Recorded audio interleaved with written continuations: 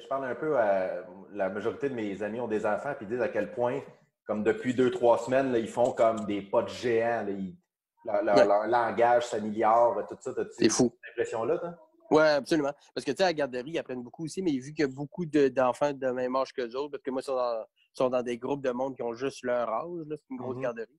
Donc, ils apprennent, mais ils apprennent au même rythme que tout le monde. Ouais. Alors qu'ici, ils sont deux, avec mon gars apprend à faire à ma fille, avec un niveau langage à jumper de façon phénoménale. Puis on passe la journée à jouer puis à lire des livres, juste avec eux autres, pas avec 5, 6, 7, 8 autres amis à côté, tu sais. Fait que c'est sûr que tout ce qu'ils apprennent à la garderie, qui est dilué un peu par les autres, ils l'ont en concentré, tu sais. Fait que oui, vraiment, c'est vrai. Absolument. Dans tous les cas, le niveau langage, niveau moteur, niveau des éponges. mémoire. Vraiment. C'est fou, là. Ma fille, du moment qu'on a commencé la quarantaine, elle a assez plus de mots, elle fait des phrases avec des bons temps de verbe, des choses qu'elle faisait ou peu. Là, c'est rendu à nous genre, des fois, on comprend pas tout, là, mais elle jase. Avant, elle était plus timide, réservée à la garderie, elle prenait pas trop de place. Puis ici, écoute, elle nous jase ça comme si il n'y avait pas de langue. C'est vrai. C'est ça. Moi aussi, mon chien, il fait des pas de géant à ce moment-là. Elle était sur Crave tantôt, elle écoutait Crave. Il était sur Crave. Tout le monde, deux humoristes à la maison, êtes-vous en train de tirer les cheveux ou... Ah oui, c'est vrai. Hein? Ouais. Ben oui. Ben, tu sais, honnêtement, puis c'est rien contre lui, on se tape ses nerfs des fois. Tu sais, l'impatience monte, on n'est jamais vraiment tout seul. Mais on reste patient, puis tu sais, quand on est tanné de quelque chose, on fait autre chose. À tes souhaits. On l'a bien entendu. C'est pas dans ton micro, toi, là. Fais pas ça, là. C'est rendu numéro. C'est dans ton... Oui, non, il va être Wi-Fi, cette histoire-là. Il est rendu Christ, ce style-là. Ouais, OK. Mais oui, deux humoristes puis...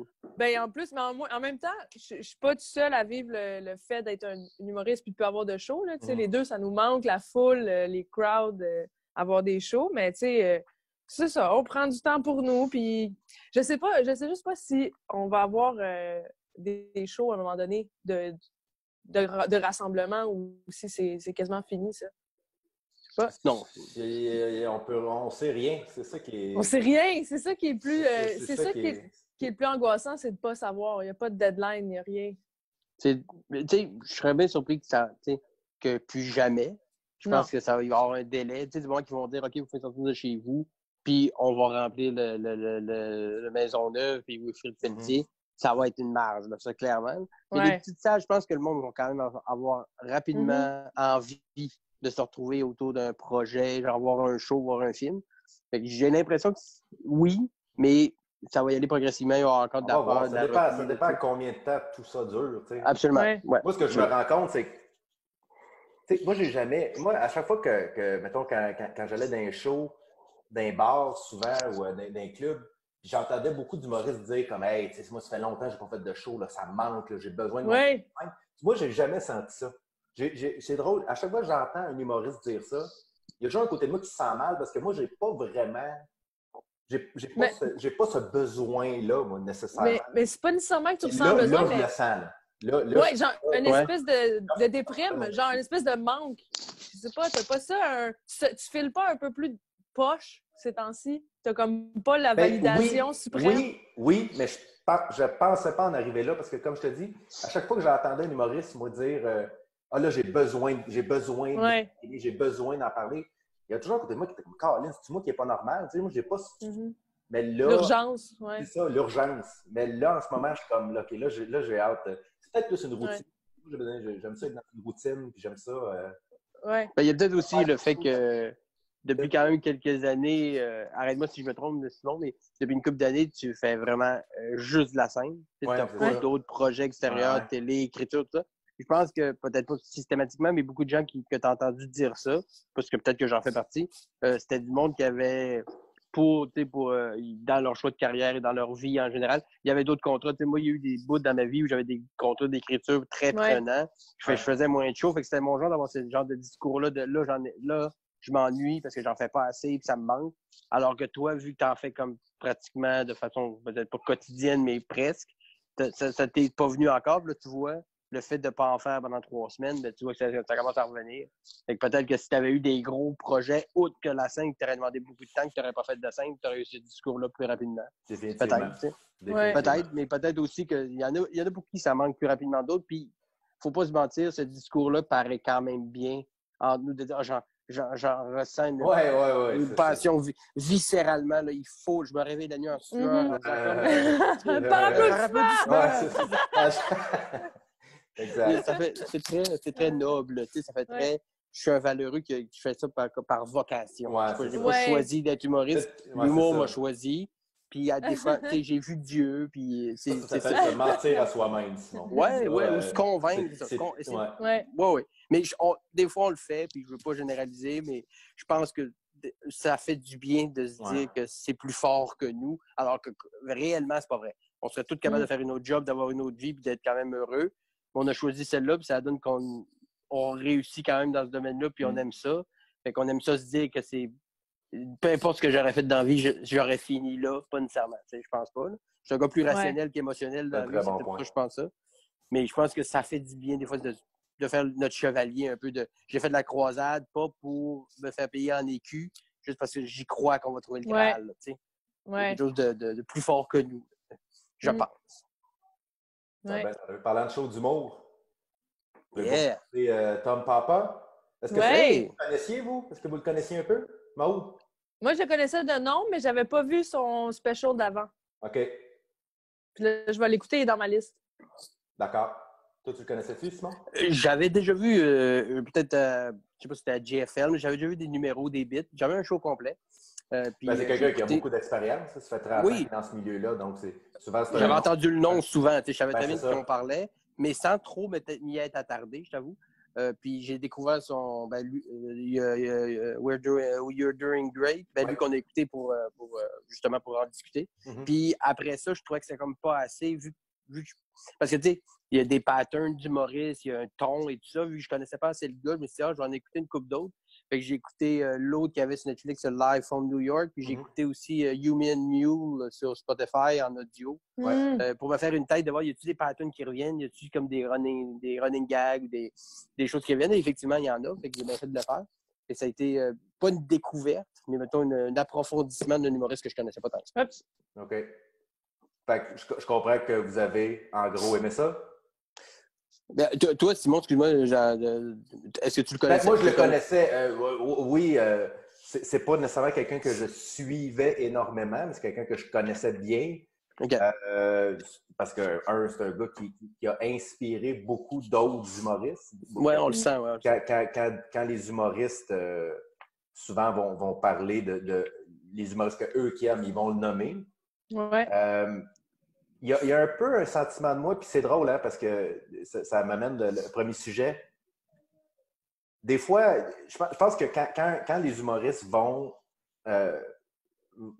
lancer des fleurs à un autre humoriste, moi, je pense qu'il y a toujours souvent deux raisons. Un, parce qu'ils l'aiment vraiment beaucoup, puis c'est un ami personnel.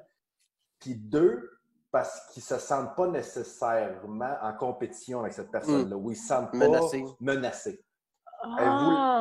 Puis c'est drôle parce que je voulais quasiment garder ce sujet-là pour la fin, mais on en parlera tout de suite parce qu'on est dedans. Là.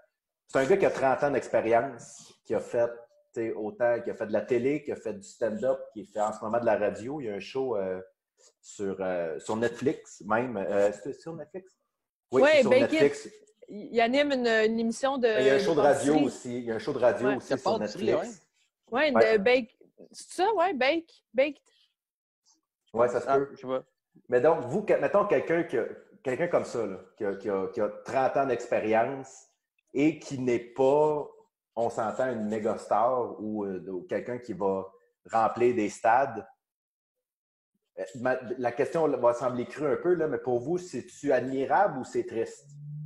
Moi, je trouve ça respectable. Oui. Parce que c'est vraiment, t'as quand même, je pense, là, t'as quand même peaufiné ton art, puis ton travail exécuté est un bon résultat. Mais tu sais, c'est dur à mesurer le bon résultat. Qu'est-ce qui est populaire, qu'est-ce qui l'est pas. C'est pas parce que t'es meilleur que tu vas être plus populaire.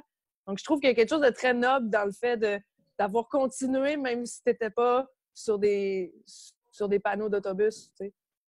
C'est bon pareil comme carrière. C'est déjà très bien, tu sais. C'est exactement, mais Moi je suis exactement comme toi. Il y a un petit côté de moi qui est comme Colin. Je me demande s'il se lève encore le matin, parce que moi, je l'ai vécu, tu sais. Puis on l'a tous vécu, ça. Le moment de faire comme Colin, quand est-ce que ça va il est passer à amer. une autre étape, tu sais. Puis il y a toujours une amertume qui vient avec ce métier-là. Tu as toujours l'impression. Puis je me rends compte que plus tu avances dans ce métier-là, tu te rends compte que tu ne vas jamais être satisfait, là. Ça c'est clair. Mais je me demande, j'écoutais son show, puis je me demande, est-ce qu'il y a ça en dedans de lui, ce côté-là de Colin, je suis pas Dave Chappelle, je suis pas Chris Rock, je suis pas Kevin Hart, tu sais. Ben, si là, ouais. Mais je pense qu'il l'a un peu parce qu'il en parle quand il parle des réseaux sociaux, du fait que il y a des gens qui sont clinically depressed, tu sais, parce qu'ils se sentent misérables devant les autres, devant ce que les autres font, puis finalement, ils ont juste envie de tuer leurs amis sur Facebook, tu sais. Il y a de quoi de... Ben, j'imagine que c'est un peu ça, c'est le reflet, l'envie, la jalousie. Et puis, le résumé de son show, c'est de s'accepter tel qu'on est, puis de toute façon, tu vas être fat. C'est comme s'accepter avec des bourrelets. J'ai senti, vu que je n'ai écouté une couple d'autres qui sont avant celui-là qu'on a écouté, évidemment, ça me donnait comme une espèce de gradation. J'ai senti qu'il était peut-être plus ça allait, moins il était amer. Plus son amertume se transformait en un genre de... mais dans le fond, serais-tu plus heureux, plus connu? Puis dans ce show-là, je l'ai senti beaucoup de genre de... Regarde, même si tu couches avec une top modèle, elle va te tomber sur un appareil, puis c'est pas une vie que tu veux. Trouve-en une qui a un œil croche, puis elle va rester parce qu'elle sait qu'elle ne pognera pas mieux, tu sais. Pas quelqu'un qui t'aime pour ce que t'es. Puis j'ai pas senti tout le long du show parce qu'effectivement, c'est pas une méga star, mais c'est pas non plus un inconnu. Puis avoir le respect de ses pairs, c'est quand même quelque chose d'intéressant. Puis il doit le savoir que les gens le mentionnent. Je pense que ça pèse beaucoup dans la balance. Je pense que oui. Puis je pense qu'il y a un côté aussi, soyons réalistes, puis on peut même se le dire à notre échelle, à toutes les échelles, des gens comme des Louis C.K. ou des Louis-José ou des Martin Matt ou des Dave Chappelle, au ratio, il n'y en a pas. Tu sais, au pourcentage. Là. Il y a beaucoup plus de Simon Delille dans l'industrie qu'il y a des Louis-José et des Martin Matt, ça sera toujours comme ça. À un moment donné, soit tu es amer de ça toute ta vie, ou tu passes par l'amertume, qui est logique, puis à un moment donné, tu passes à un autre niveau de « Hey, regarde, je me lève le matin, je vais faire des jokes, il y a assez de monde qui me demande de faire des jokes d'une année pour gagner ma vie de ça. Il y a des gens qui sont obligés d'aller travailler d'une shop, à ce leur vie, à haïr leur job de leur 1 à leur 0, puis ils vont faire leur vie pareil. Tu sais. Mais il y a quand même, moi je trouve ça quand même exceptionnel, ce côté-là qu'on a dans nous de faire comme Colin, tu sais, moi je paye mes affaires, je paye mes bills en faisant des jokes. Puis, mais il y a quand même un côté de moi qui en veut toujours un peu plus. Tu sais. Mais il faut que ce côté-là reste parce que c'est là que penses-tu que ça s'en va vraiment un jour? Parce que, comme je te dis, non, je pense pas, moi non plus. Je pense pas qu'il est parti non plus, mais j'ai pas senti dans son choix, en tout cas, puis tu sais, je connais pas le gars perso, puis j'ai pas entendu trop de podcasts avec lui ou ça. J'ai pas senti d'amertume comme. Des fois, t'en as, tu le sens. Là. OK, il est amer. Là, il y a même du sarcasme. Même dans ses jokes, il y a quelque chose de. T'as-tu écrit ça parce que tu trouves ça drôle ou parce que c'est juste vraiment du venin? Dans ce cas-là, tu le sens que le gars, il aurait peut-être voulu quelque chose d'autre. Mais il y a aussi une espèce d'introspection de « Hey, tu sais, comment? On va tous être gros puis être chauve à la fin. Là. Que tu sois Brad Pitt ou que tu sois moi, là, ça change rien. » C'est vrai. Mais il essaie pas de j'ai pas senti qu'il essayait non plus de se déculpabiliser par rapport à ça. De toute façon, on finit tout gros. T'sais. Parce que. Mais il dit beaucoup en riant. Puis moi, j'ai trouvé le ton très assumé tout le long. Il s'excuse pas. Puis il est pas violent pour être violent. Mais moi, c'est ça. On va tout être gros. Vas-y, mange-le ton chocolat. On s'en contre-suce. Go. Ouais. Mais parlant de succès, tu sais, parlant de où tu es rendu dans ta carrière, avec les différents chemins, toi, Maude, qui vit avec un autre humoriste, est-ce que c'est difficile? Est-ce que ça rentre en ligne de compte de toujours? Parce que moi, je le sais que maintenant, j'ai plus d'expérience que toi. Ça fait plus longtemps que je fais ça. Puis je sais que moi, il y a quelques années, ça me faisait vraiment de quoi de voir un humoriste qui avait quelque chose, puis moi, je ne l'avais pas. Puis là, je ne comprenais pas, mais comment ça se fait? Puis je sentais que ça me confrontait beaucoup, ce que les autres avaient, puis que moi, je n'avais pas. Toi, tu vis avec quelqu'un qui est dans le même métier que toi, qui fait exactement la même chose. Est-ce que vous en avez déjà parlé de ça? Est-ce que c'est quelque chose qui rentre en ligne de compte? Bien, en fait, ce qui est spécial d'avec Jay, c'est que quand je l'ai rencontré, il faisait pas du monde, on faisait de l'impro. Et puis, il avait un autre job. Puis, tu as décidé de sortir avec quand même? Oui, ben, parce qu'il était... Ça fait du courage. C'est une farce. C'est une farce. Ouais, non, mais pour vrai, c'était correct. Mais c'était comme un gars de la construction qui faisait pas son casting. T'sais, il ne fitait pas dans la construction. Là. Il était comme créatif, original, il aimait faire son show, mais il faisait pas de stand-up. Puis à un moment donné, à force il m'aidait un peu, il me pitchait des idées, on brainstormait. Puis à un moment donné, il a eu le goût de le faire aussi. Ça lui a donné le goût de me voir aller en show puis de débarquer de scène, puis d'être heureuse. Il a fait comment je veux faire ça? Fait que on l'a fait. Finalement, c'était plus facile pour commencer juste parce qu'il avait vécu à travers moi, les angoisses, le sentiment d'impuissance sur une scène, puis tout ça. Il avait tout vécu déjà. Puis, en tout cas, tout ça pour dire que c'est la communication puis de la gestion. On peut pas tout le temps être en mode brainstorm ou tout le temps être en mode couple. Il faut se donner des moments où... Puis des fois, c'est pas parce que la personne rit pas que c'est pas drôle, il faut pas que tu fasses ça. C'est comme faut tout se dire. Faut juste être honnête. Mm-hmm. C'est pas mal ça la base, mais on se chicane pareil, puis c'était pas facile. Mais intéressant. En même temps, on se comprend.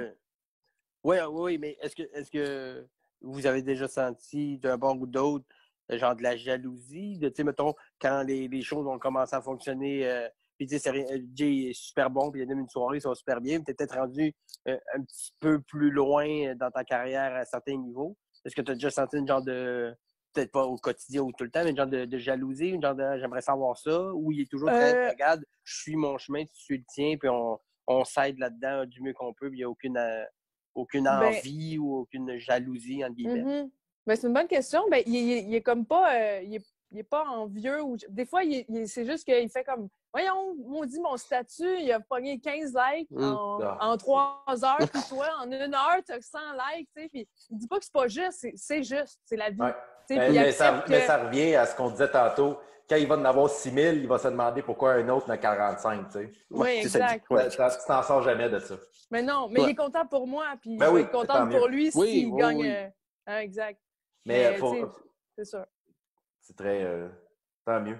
Mais pour revenir au spectacle, je pense que on se cachera pas, une des raisons pour lesquelles je pense qu'il n'est pas plus populaire qu'il l'est, c'est qu'on s'entend que c'est pas le show le plus drôle sur Netflix. Non, mais il y a une structure. Voilà, mais selon vous, c'est quoi pour la quantité de rire pour vous? Est-ce que ça joue beaucoup sur la qualité finale d'un spectacle?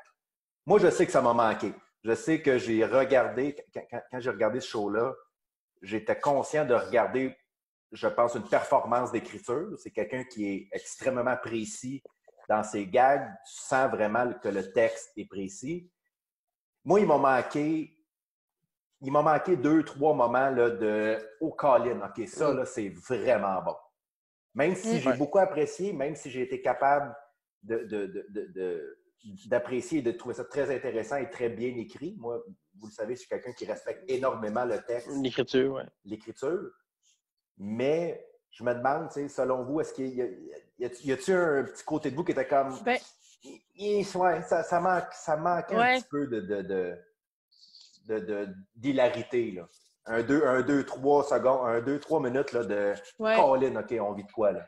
Ben, ça me rappelle pourquoi tu as dit que les humoristes, ils ne se sentaient pas nécessairement en compétition face à Tom Papa. Parce qu'il est classique, il fait les mêmes, tu sais, il fait des prémices pas nécessairement originales, c'est-à-dire, il répète la prémisse No one cares! No one cares! C'est ça.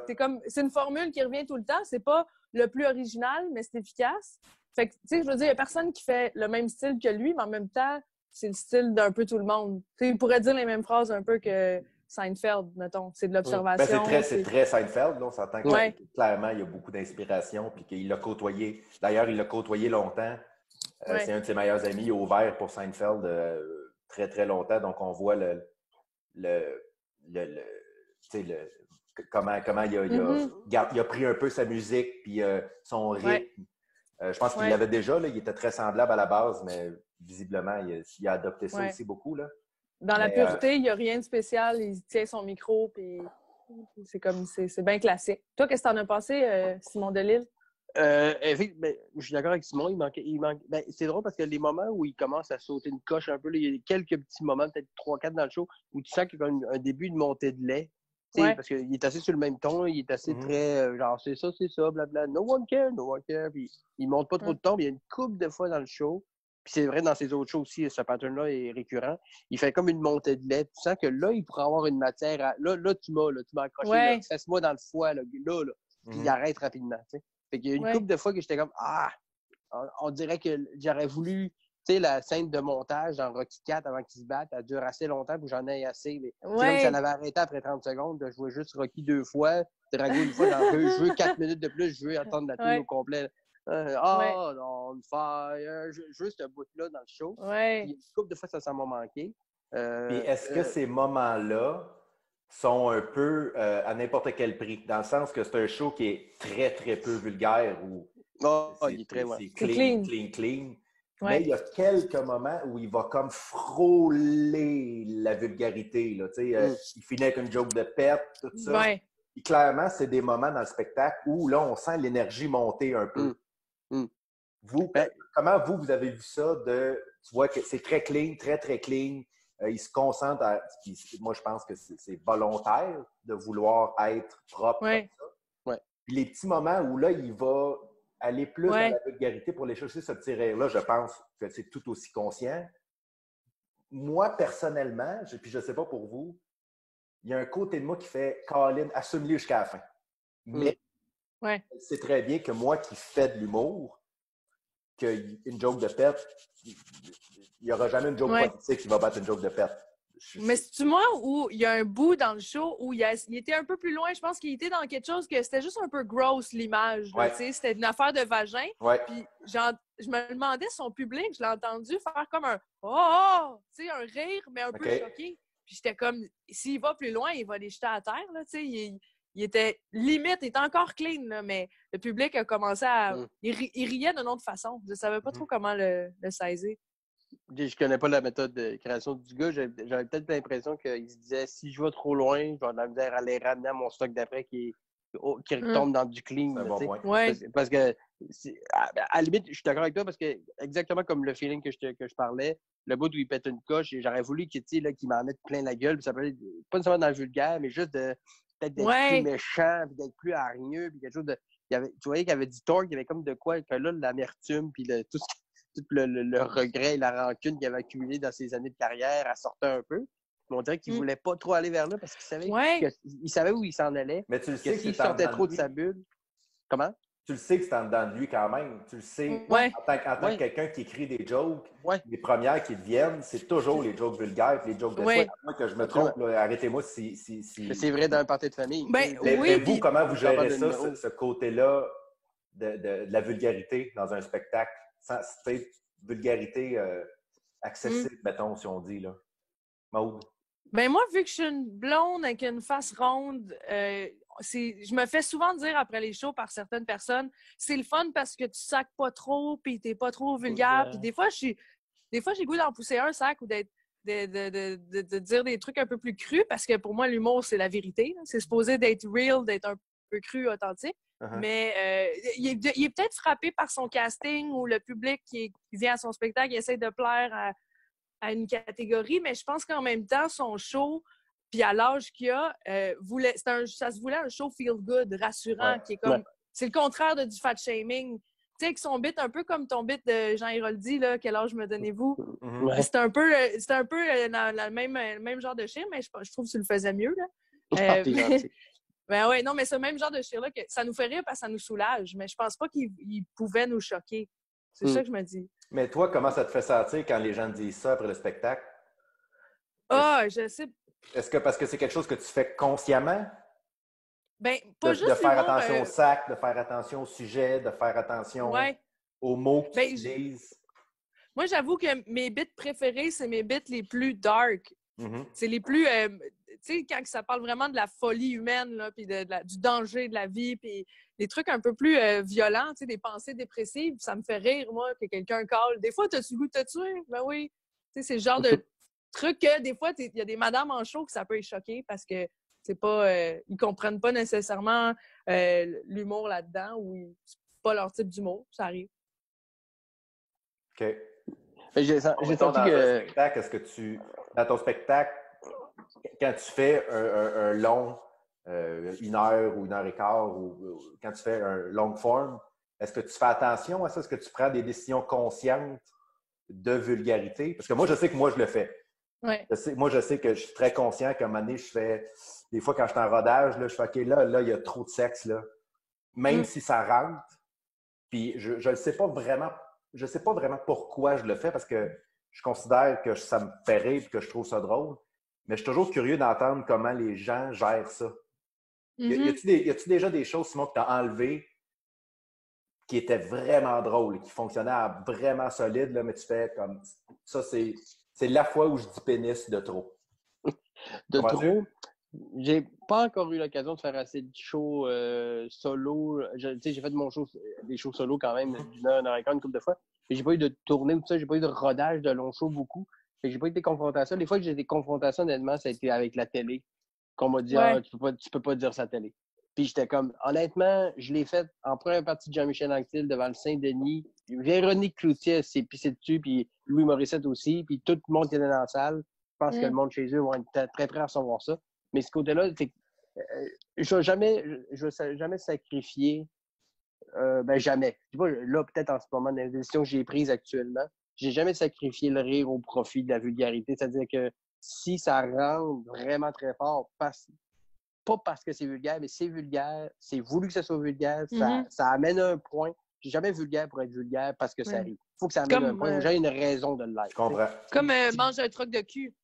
Exact. Ou mon numéro sur la vie à 600 livres. Puis mon point, c'est que quand on écoute cette émission-là, notre empathie disparaît, puis on devient vraiment des mardes devant la télé, puis on juge, on rit d'eux autres, puis tout ça. Puis j'essaie de dépeindre ça. Puis pour le dépeindre, il faut que j'aille au plus loin possible de notre dégueulasse qu'on est en écoutant cette émission-là. Fait que je peux pas sous-entendre quelque chose. Il faut que je le fasse cru. Mais j'aurais pas juste droppé des jokes de groupe ou dropper des jokes de groupe à Sari. J'aurais pas trouvé ça suffisant comme raison. T'sais. Fait que je pense que quand la vulgarité amène un propos puis soutient un texte ou une idée, ça vaut la peine. Mais être vulgaire pour être vulgaire, jamais. Puis oui, je couperais des jokes de pénis si ces jokes-là étaient juste là pour faire une joke puis qu'il n'y avait pas de point à amener ou que ça amenait pas à autre chose. Effectivement, oui, je prendrais sûrement la décision de le couper, même si ben, ce qui nous fait rire, c'est pas le mot caca, c'est la joke autour du mot caca. Mais ça peut être le mot caca. Sinon, ça peut être des fois juste le mot caca. Puis tu vois, tu te dis, ouais, mais je l'enlève, ça change quoi? Effectivement, si je l'enlève, ça scrape pas ma structure. Mes points sont bien liés quand même, j'en ai pas besoin. Ben oui, là, je pourrais l'enlever. Mais si c'était comme, non, j'y tiens à dire caca cette fois-là, comme je tiens à dire grosse crise à cette phrase-là, je dis, je tiens au crise parce que si je l'enlève, ça enlève complètement le propos de ce que je suis en train de faire. 100%. À mon œil de la vie. Puis... Ben, tout à fait. Mais je pense que c'est important. Le dosage, tout ça est bien important parce que quand on regarde, mettons, si on vient au show de Tom Papa, moi, j'ai senti les 2-3 moments où il va aller chercher des affaires un peu plus vulgaires. Tu sais, justement, quand il dit les gens qui se lavent, tout le monde se lave dans le même bain. Donc, tu as de l'eau de vagin dans le bain. À la fin, la joke de pète, quand il parle de son médecin qui fait un... Moi, j'ai senti, personnellement, qu'il a mis ça là parce qu'il fait comme là, je veux que ça rie un peu plus. Ça manque de joke de pète, C'est ça. Est-ce que avez-vous déjà eu cette impression-là, vous, à un moment donné, de faire comme Colin, là, OK, je vais rajouter une joke de pète juste pour que ça finisse fort. Parce que moi, je sais que moi, je l'ai déjà fait à 100%, puis je l'assume complètement parce qu'en bout de ligne, c'est ça, ça fonctionne. En bout de ligne, ça fonctionne. Comme tu dis, Simon, moi, je vais jamais enlever la qualité, je vais jamais mettre en cause la qualité pour le rire. Mais je pense à toi, Maud, qui a un style très... T'as un rythme très différent. Tu as un rythme très particulier. Tu as des sujets, tu as un angle très particulier, très unique. Est-ce que tu as l'impression que quand tu parles... Parce que, écoute, vite de même, je ne peux pas penser à un numéro vulgaire que tu as.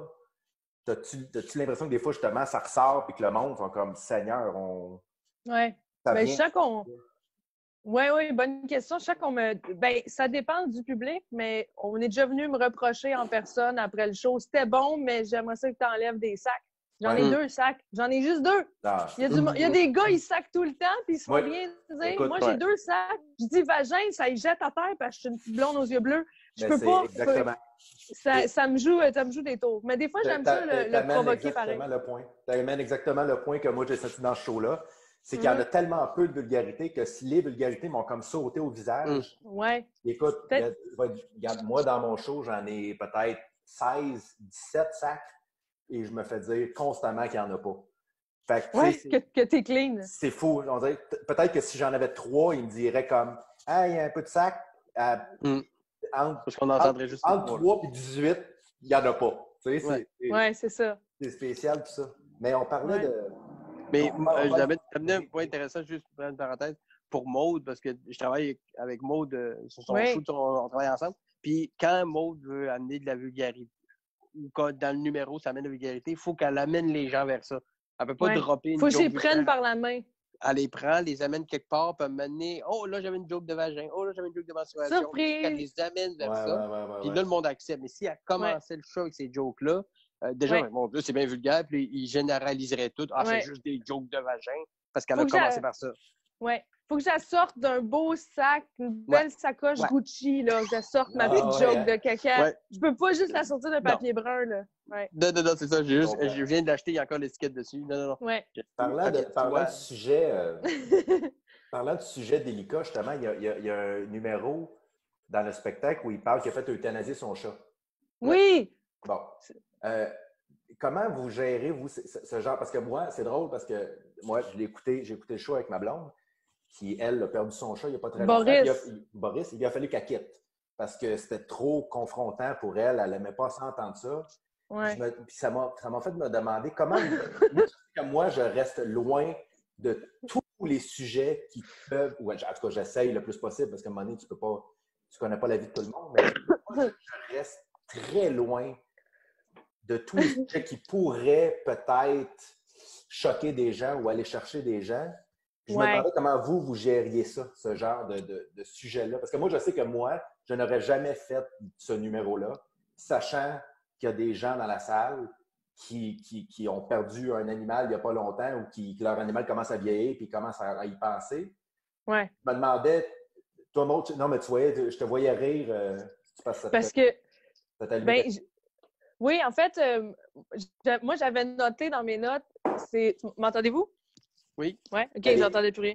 J'avais noté dans mes notes, un chat, ne pas aimer ne pas aimer un chat, c'est toujours drôle. Il y a quelque chose de drôle dans le fait de ne pas aimer quelque chose que tout le monde aime, tu sais.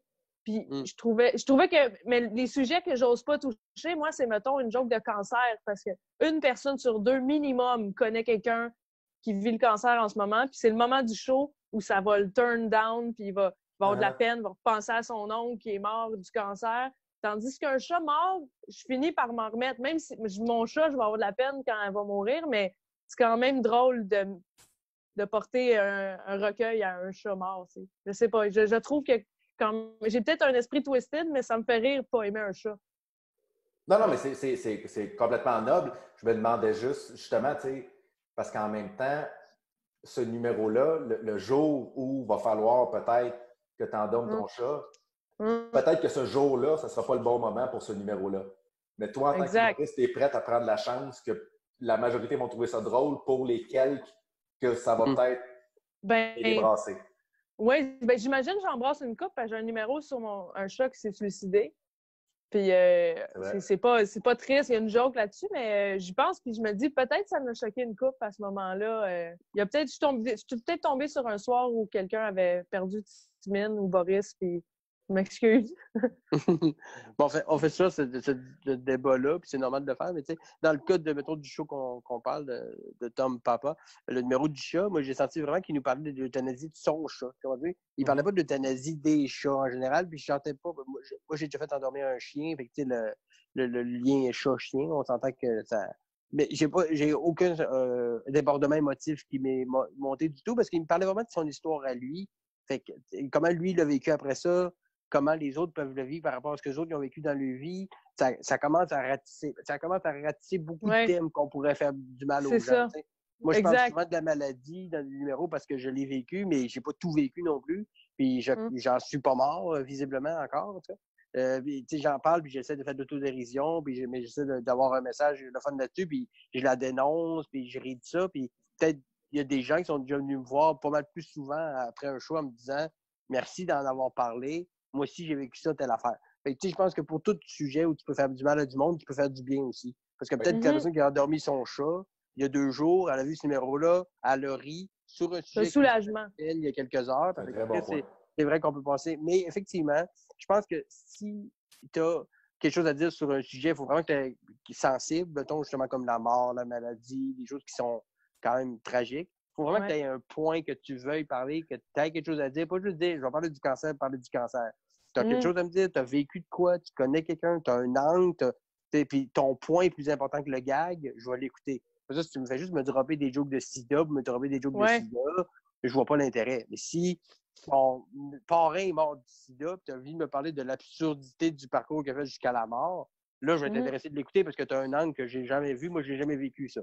Fait que moi, c'est plus par intérêt, c'est peut-être parce que j'ai vécu des affaires un peu fucked up dans ma vie qui me font en sorte que je suis un peu immunisé contre cette espèce de montée sentimentale-là pour certains sujets.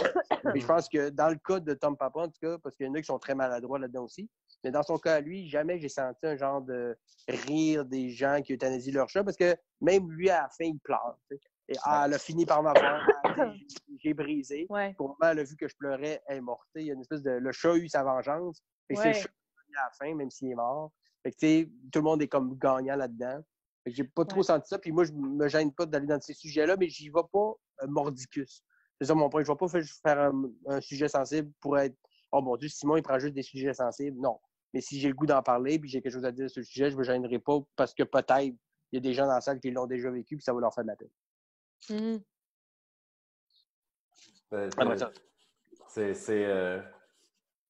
Mais c'est relatable! Non, mais c'est que moi, c'est ça que j'aime le plus de tout de ce qu'on fait là. Puis on parle d'humour. Moi, je ne suis pas pour vous. Moi, j'en parle tout le temps, constamment, à m'en rendre malade. Là. Puis de voir à quel point les gens, les autres humoristes, mes collègues, ont une vision complètement différente de certaines affaires. Parce que je sais que moi, je suis over prudent. C'est quelque chose que je fais très, très consciemment. Puis je me demande d'où ça me vient. Je me demande d'où ça vient, ce côté-là, de ne pas vouloir brusquer personne. C'est pas une question de brusquer parce que j'ai pas peur de dire des choses qui vont peut-être un peu rentrer dans certaines personnes, tout ça, mais les choses très émotives. Puis je me demande si c'est pas parce que moi, je gère pas bien l'émotion. Peut-être tu as peur de t'ouvrir. Je sais pas si j'ai peur de... Peut-être. C'est peut-être ça. Mais je sais que moi, tu sais, moi, quelqu'un qui pleure, ça me fait de quoi? Quelqu'un qui pleure, là, ça me rend comme... Il y a un côté de moi qui est mal à l'aise. Je sais pas d'où ça me vient. Puis je me demande si c'est pas la même... T'es peut-être empathique. Ben, peut-être, c'est ça. C'est l'empathie, ça vient d'avoir tourné ça au positif, mon. Oui, c'est parce que t'es une bonne personne. Mais si tu te protèges de ça, c'est pas parce que t'es une mauvaise personne, c'est justement parce que tu es peut-être trop une bonne personne. C'est-à-dire que des fois, on essaie de se protéger de quelque chose qui n'est même pas un problème. Mais est-ce que, mettons, t'as-tu déjà concrètement, parce que tu dis que tu le fais un peu comme normalement, tu t'aventures pas dans des thèmes où tu pourrais faire du mal à du monde, en tout cas de façon un peu inconsciente. Mais est-ce que des fois, tu as commencé à écrire un numéro, puis t'arrêtes, tu dis non, je peux pas faire ça? Oui. Ou carrément? Oui, définitivement. Il était déjà avancé. Je ne compte. Mais non. En fait, c'est rare que je vais l'arrêter au niveau de l'écriture. OK. Mais je ne compte plus le nombre de fois où j'ai commencé un numéro et que j'ai arrêté en plein milieu en faisant comme oubliez ça, c'était pas une bonne idée. Je ne compte plus le nombre de fois. Je l'ai fait maintes et maintes fois. Oubliez ça. Oubliez ça, j'ai rien dit. Parce que tu ne te sentais pas aussi bien armé que la gravité du sujet. Là. Tu te disais pas, j'ai pas assez de quoi d'important à dire là-dessus pour m'aventurer dans un sentier aussi miné. Je ne sais pas si c'était une question d'importance ou que ce que j'avais à dire avait de la valeur ou pas de valeur. Mais dans moi, ta tête, ça n'avait pas. Non, mais pour toi. C'est drôle parce que moi, ça revient un peu à ce qu'on disait sur la vulgarité. Moi, je suis le genre à faire confiance à mes idées. Moi, je me dis, si j'ai une idée qui me pop en tête, d'un sujet dont je veux parler, je considère que si je l'ai eu, c'est parce qu'il y a quelque chose en arrière. Ouais. Jamais je vais me dire, ça, c'est pas une bonne idée. J'en ai des très mauvaises idées. Mais si je l'ai eu, c'est parce qu'il y a quelque chose. Il y a de quoi. Oui. Moi, perso, ça m'arrive. Oui, vas-y, excuse. En fait, c'est juste pour terminer ce que tu disais. Je vais jamais dire quelque chose en faisant comme « Ah, finalement, non, j'y ai pas assez pensé » ou quoi que ce soit. Je sais que j'y ai beaucoup pensé. Mais si je sens que ce sujet-là est délicat, et trop délicat, j'ai l'impression que je n'ai pas, j'ai pas le ton qu'il faut pour aborder ce sujet-là et d'embarquer les gens qui trouvent ça délicat avec moi. Mais tu vois, moi, ça m'arrive souvent aussi d'abandonner des idées, puis j'ai de la misère à faire la différence entre j'ai abandonné l'idée par crainte de l'échec de l'idée, par crainte qu'elle ne marche pas, puis entre en fait, je me dis les bonnes idées vont rester. Fait que si je l'ai noté puis que je l'ai oublié, c'est parce qu'elle n'était pas bonne. Je me dis, les idées stick, les bonnes idées vont rester. Fait que si je l'ai abandonné, c'est parce que j'y tenais pas tant. Mais c'est peut-être parce que j'ai eu peur aussi de l'échec. Je ne sais jamais faire la différence. Je comprends. Et puis, pendant qu'on est dans les... Vas-y, tu avais quelque chose à rajouter? Rapidement, juste parce que à ce compte-là, est-ce qu'il n'y a pas comme dans tes numéros, puis je parle pour tout le monde, dans vos numéros, il n'y a pas toujours quelque chose qui pourrait faire du mal à quelqu'un? Ah, il y a toujours quelque chose, c'est sûr. Moi, j'ai reçu... Mais des fois, c'est... Parce que tu sais, mettons, juste ton numéro pour le CrossFit, mettons, parce qu'on... Mettons que c'est lui qu'on connaît peut-être plus de façon générale. Tu ris un peu ou tu pastiches, tu parodies un peu les entraîneurs, le gars qui pète des notes avec son cul. Tout. Ben, c'est ça l'affaire. Ouais, il y en a dessus qui se sont sentis comme on n'est pas comme ça.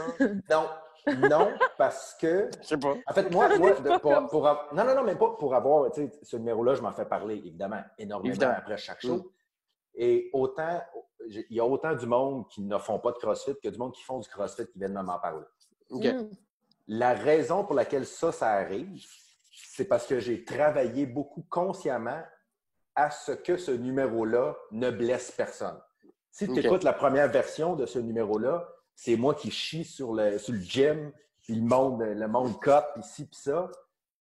Puis ça, je sentais qu'il y avait comme une confrontation. Je pense que j'ai trouvé un bon équilibre entre rire de ça sans blesser personne.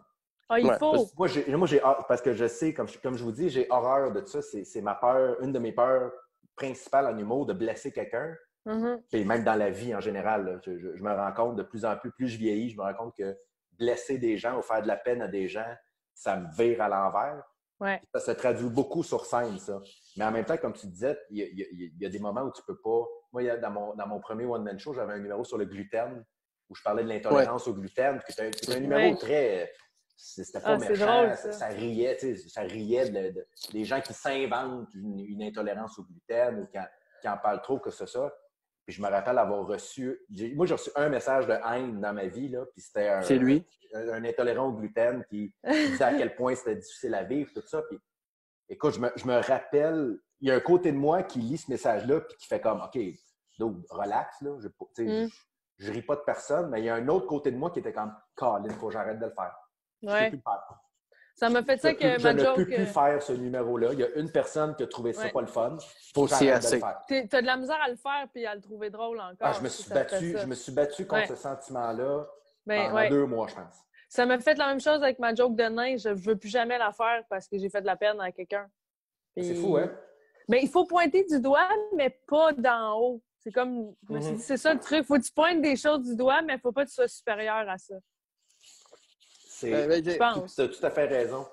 Ce qui m'amène en fait à un autre sujet dont je voulais parler, c'est un show où, Tom Papa, je trouve que c'est un show où il y a beaucoup d'autodérision. Puis à quel point c'est important dans un show de l'autodérision, parce que je trouve qu'en ce moment, si tu regardes le paysage humoristique, surtout aux États-Unis, au Québec, c'était peut-être un peu moins présent, là.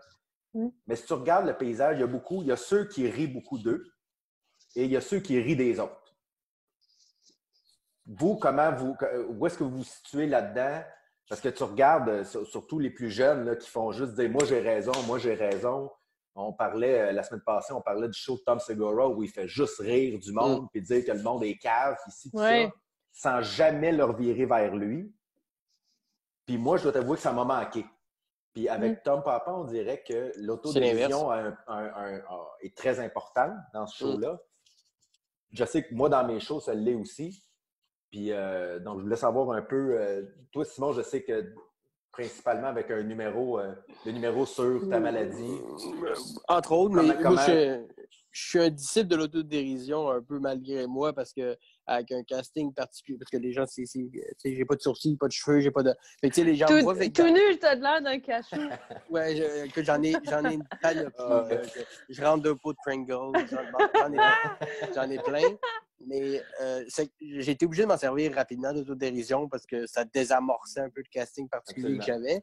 Mais pour me rendre compte après, puis même avec les gens avec qui je travaille, moi, c'est une doctrine que j'ai, je sais pas si... Mais je pense que quand tu es capable de rire de toi, après ça, tu es capable de rire des autres. Si tu n'es pas capable de rire de toi-même, tu sais, moi, quelqu'un qui est juste... Justement, moi, les humoristes qui font juste rire des autres sans s'inclure là-dedans, ça peut marcher un numéro ou deux, mais après ça, je fais comme... Puis toi, t'en as pas de travers, ça va? Toutes les patterns que tu ris des gens, tu t'inclus pas là-dedans. Tom Papa, il rit du monde, mais toujours en faisant comme... Je fais ça aussi, là. On est cave. Je vois pas juste... Mais tu sais, l'autodérision, des fois, ça peut être un peu victimisateur de dire « Moi, je suis ci, moi, je suis ça. » Tu sais, dans mes numéros, je passe pas 10 minutes à faire des jokes sur le fait que j'ai pas de poils, je fais 2-3 gags là-dessus, puis on passe à autre chose.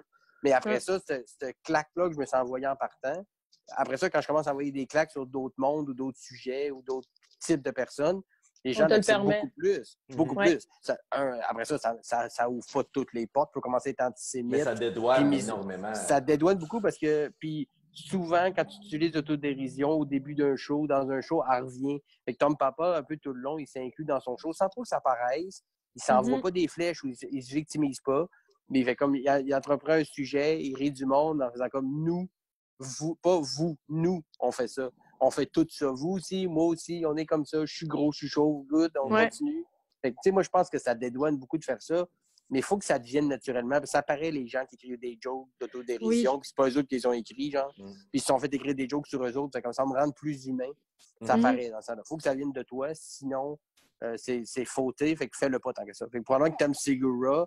Puis l'autre aussi, vous avez écouté le Jeff, lui qui est en bedaine. Bert Crusher. Ouais. Lui aussi, il y a un peu ce côté-là de... Mais lui, il est plus dans l'autodérision, tu sais. Mais je vais passer, mettons, le premier mot qui m'est venu, puis on en parlera, c'est sûr qu'on va en parler dans des prochains épisodes, mais moi, Chris D'Elia, qui est un humoriste que je trouve qui est un performeur extraordinaire, je trouve qu'il manque d'humilité un peu. Je trouve qu'il y a justement trop de... Moi, j'ai compris, vous êtes épais, puis je me rends compte en regardant Tom Papa à quel point, Colin, j'ai besoin de ça. Moi, j'ai besoin de quelqu'un qui est conscient que Colin, on n'est rien. Nous trois, là, on est des gens tout à fait normaux. C'est juste qu'on est nés avec... On n'a pas la peur de parler en public. Moi, je le dis souvent, ça, aux gens. Quand le monde me demande comment tu fais pour faire ça, je ne sais pas. Je suis né de même, je n'ai pas peur de parler devant des gens. C'est tout. C'est la seule différence entre toi et moi. Puis, je trouve que dans ce spectacle-là, ça devient extrêmement important. Puis ça fait en sorte que quand il tombe dans la critique sociale un peu plus, on s'en fout de plus avec lui. Oui. Ben oui, t'as raison, c'est vrai. Ben oui. Ben, puis... Le concept du sandwich à marde, pain, marde, pain, tu veux dire un mauvais message à quelqu'un, tu commences avec du pain, marde, pain, mais dans ce cas-là, le pain, c'est l'autodérision, la marde, c'est le côté que tu as plus edgy, puis tu finis avec du pain. Puis je trouve que le sous-texte du show, overall, en général, il parle beaucoup du luxe, de la chance qu'on a, du fait qu'on ne peut pas être plus heureux que ça. Je trouve que c'est une belle leçon d'humilité, le show. Puis ce qui veut dire, en gros, c'est personne ne sait ce qu'il fait. On essaye tous de fonctionner puis de tenir nos shit together. Mais ultimement, je sais pas ce que je fais, moi. J'essaie de faire du stand-up, mais je suis pas... je sais pas. Je prends des chances. T'sais. Mais pour ce qui est de l'autodérision, puis là, Maude, je veux, loin de moi l'idée de tomber dans l'humour de gars versus l'humour de fille, là. Mais toi, tu vis quelque chose que nous, on vit pas, t'es une fille. Comment tu gères ça, cette espèce de jouer avec l'autodérision sans te dénigrer, tout en restant fier? Ça doit être quand même touché. Il doit avoir quand même, la ligne doit être quand même assez mince. Ben oui, je trouve. Moi, ce que je trouve plus dur, c'est que moi, je me pose pas nécessairement ces questions-là, mais à cause que les gens se posent des questions comme Hey, elle est belle ou Hey, elle est pas belle, ou tu sais, ces questions-là qu'on se pose pas nécessairement à un gars, l'apparence de quoi on a l'air, ça fait toute une différence que j'ai beau faire le meilleur texte, ça va sauter aux yeux des gens. Il faut que j'essaye de les concentrer sur autre chose. Fait que veux pas, je vais m'habiller plus sobrement pour qu'on m'écoute plus. Pas parce que je me trouve jolie, je me trouve vraiment pas jolie, mais les gens vont pointer du doigt si je me maquille, on va voir ça. Si je m'arrange, je mets des talons hauts, on va voir ça. Ben c'est ça, mais c'est là que ça devient quand même touché parce que tu dis que toi, tu ne te trouves pas jolie, tu l'es, puis les filles qui, elles, se trouvent encore moins jolies, est-ce qu'ils vont mal le prendre que toi, tu te dises pas jolie? Tu comprends ce que je veux dire? Ça joue dans la tête de tout le monde. Je me trouve gros, c'est fou, hein? Quelqu'un qui a 200 livres de plus que toi. C'est ça! Ben, ça doit te toucher quand même. Oui, parce que si je me mets à dire je suis pas belle, regardez, j'ai ça, tu sais, je veux dire, c'est ça, les gens qui n'ont pas ce que j'ai vont être déçus. Puis en même temps, si je me mets à dire regardez comment je suis belle, ben je vais avoir l'air prétentieuse. Fait que c'est le juste milieu. Puis moi, je vais plus aller dans l'autodérision au niveau de mes capacités sociales, de ma gêne, des choses qui sont pas physiques. J'ai pas le choix d'aller là parce que physiquement, à part d'être petite puis blonde. Puis, tu le dépeins très bien, l'espèce d'absurdité qu'on a à faire la différence entre filles et gars en humour et dans la vie en général. C'est ça, c'est pas facile d'être une fille en humour parce que mon micro se pogne toujours dans mes gros totons. Ben oui, c'est fatigant. Tu tapes sur des clous, c'est comme pour vrai, vous pensez quoi, là? On est des êtres humains qui vivent une vie. Puis c'est sûr tu vas parler des choses d'un angle d'une fille parce que t'en es une. T'es pas obligé de le souligner. On te voit, t'es une fille, c'est sous-entendu dans le texte que tu as vécu ta journée comme une fille, puis moi comme un gars, puis qu'est-ce que ça veut dire, on s'en fout. Mais effectivement, le côté, peut-être que de moins en moins, je sens que c'est encore présent, là, peut-être un peu trop, mais de moins en moins, je pense qu'on fait qu'on sent la nécessité de le souligner. De plus en plus, je vous vois depuis que j'ai commencé, peut-être Simon, tu pourras valider ce que je dis ou pas, mais moi, j'ai sorti de l'école en 2010, ça fait grosso modo un peu plus que 10 ans que je fais ça. Puis de la façon que c'était presque systématique des numéros des filles que je voyais, en tout cas souvent, qu'il y avait des jokes sur ce point-là. Qu'une fille en humour ou une fille juste souligner je suis une fille et je le sais. Alors que là, on dirait qu'on sent qu'elle va nous parler de quelque chose, puis d'emblée, on sait que t'es une fille. Oui.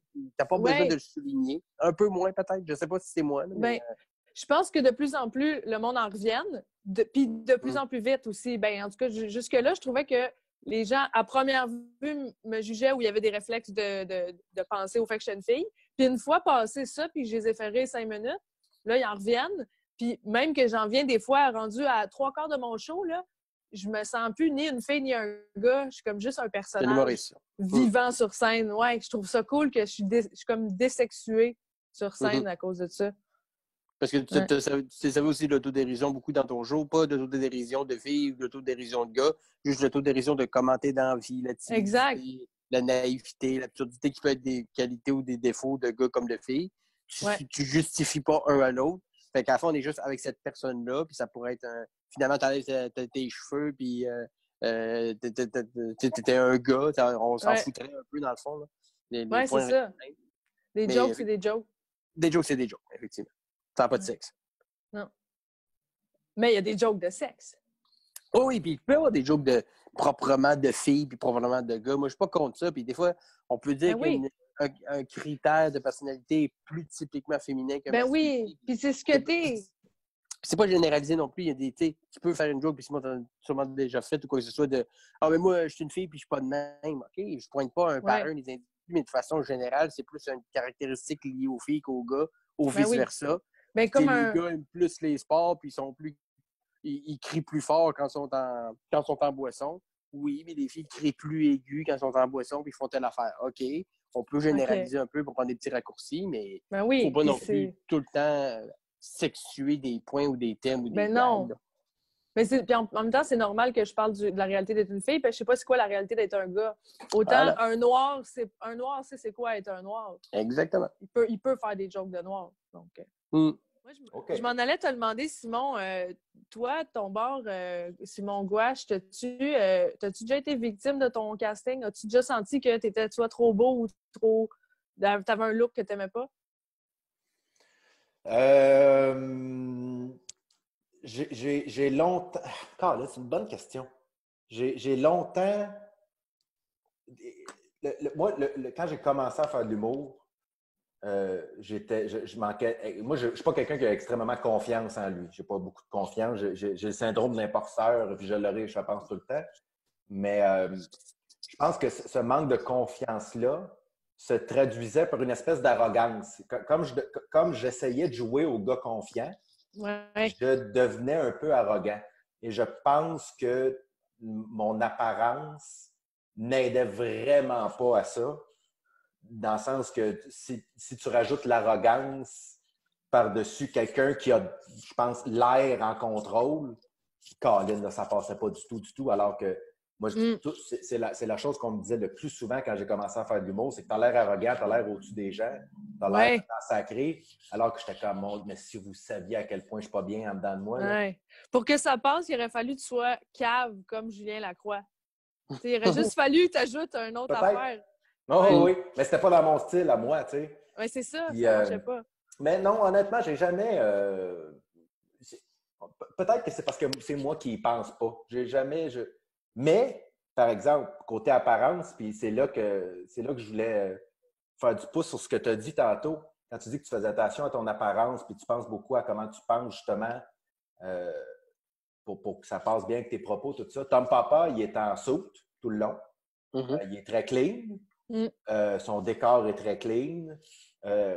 C'est quoi, à quel point votre apparence est importante pour un spectacle? Parce que moi, je sais qu'il y a des vêtements dans lesquels je ne suis pas capable de faire des shows. Moi aussi. Et que moi, pour m'être vu faire du stand-up en T-shirt, il y a quoi dans moi qui est comme Colin. J'ai besoin d'une... J'aime ça bien paraître, j'aime ça être bien habillé. J'aime la mode en général aussi dans la vie. Mais pour moi, sur scène, c'est vraiment important. Pas nécessairement de ce que j'ai l'air, mais de comment je me sens. Comment toi, tu vis ça, Maude?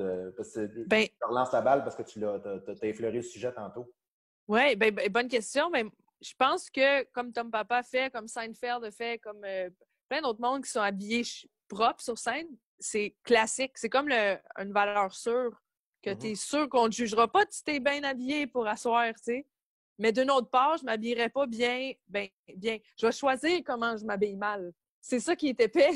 Je vais choisir le T-shirt qui fait un peu sloppy pour le rodage à la breu, tu sais. Pour pas m'habiller. Parce que si j'en mets trop et que je fais je vais mettre mes petits souliers à la breu pour un 8 minutes, j'ai l'air de trop en faire, tu sais. Fait que je me mets tout le temps la question un peu c'est-tu de saison, ça? Est-ce que les gens vont trouver que c'est trop chic parce que c'est dans un bar à Verdun ou trop pas assez chic parce que c'est dans une grande salle? Tu sais, ça me revient tout le temps en tête. J'ai plusieurs choix puis je sais jamais quel faire.